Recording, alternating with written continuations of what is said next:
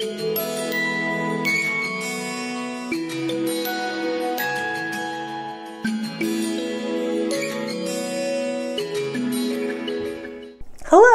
and welcome to HealthyHouseplants.com, where we teach you all about gardening in the great indoors.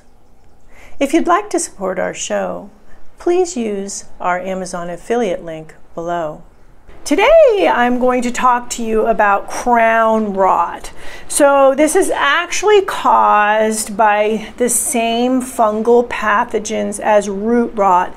I have a whole series on root rot. I'll put the playlist link below. So crown rot is just as deadly as root rot. What happens is the crown of the plant, and that is the part right in the center where all the new growth comes from, and this is an African violet I'm going to be reviving next.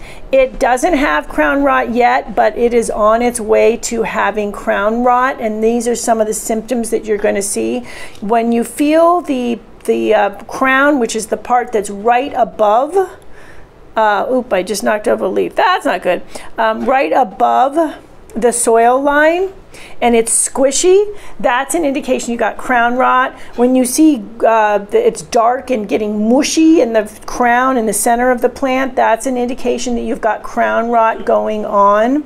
So those are indicators. The dying leaves, mushy leaves, especially a lot of mushy black stuff going on, especially in the center of the plant, those are signs of crown rot. Crown rot is caused, as I mentioned, by the same fungal pathogens as root rot, and that's Phytophthora.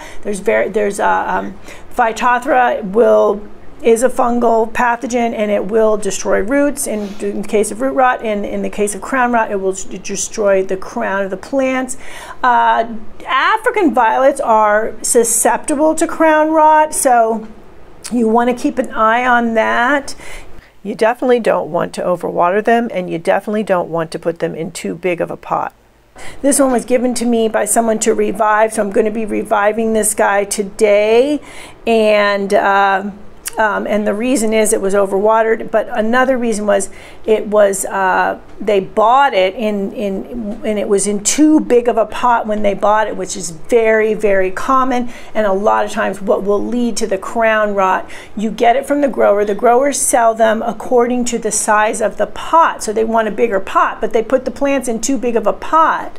And then you are watering it thinking everything's fine, but you've got too much wet soil, and the wet soil, just as in root rot, the wet soil can also lead to crown rot in the plant. When you have crown rot, when it's set in pretty well, it's very difficult to treat. You can try to treat it with similar methods to the root rot, but a lot of times when you've got that squishy inner part, it's pretty much history.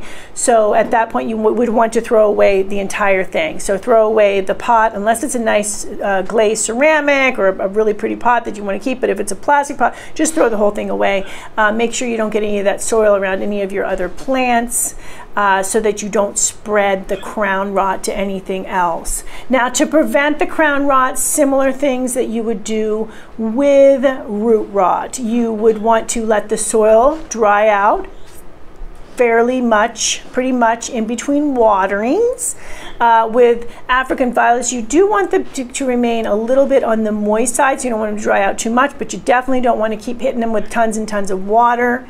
Biggest thing is to plant in the correct size pot, which this one is going to be going into a much smaller pot when I revive it in the next video. So you want a 2/3 plant to 1/3 pot ratio. Similarly, you want a 2/3 roots to 1/3 soil, extra soil in the pot when you repot as well, and I have videos on both of those as mentioned.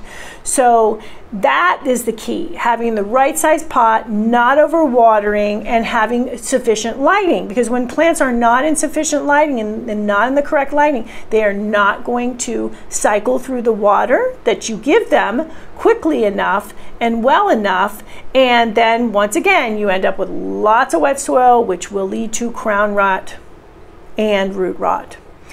Air circulation, also important. Not planting too deep in the pot. Have another video on that. You want air circulation, and the plants that are planted too deep in the pot are the ones that usually succumb to the root rot. So what happens is the plant is way down in this pot, there's no air circulation going, you water, it gets moist, the moisture is trapped within that pot down there, and then the pathogens, the Phytophthora, starts to eat away at the crown, at the base of the plant, and whammy, the plant is gone. So keep that in mind, to keep that under control, or to prevent it in the first place. Planting at the right level, which should be just leaving a lip around the top of 1/8 to 1/4 of an inch.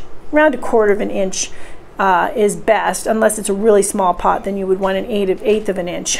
And that gives you nice air circulation, but it also is the soil is deep enough where when you water, the soil doesn't come over the top of the plant. And that gives you a really good overview of crown rot. As mentioned, not something that you want to get started on your plants, so if possible to avoid it in the future. Thank you for stopping by today. Please leave any comments about any indoor gardening tutorials you'd like to see. Remember to like, comment, subscribe, and share this video. And please check the bell if you'd like to be notified when we release new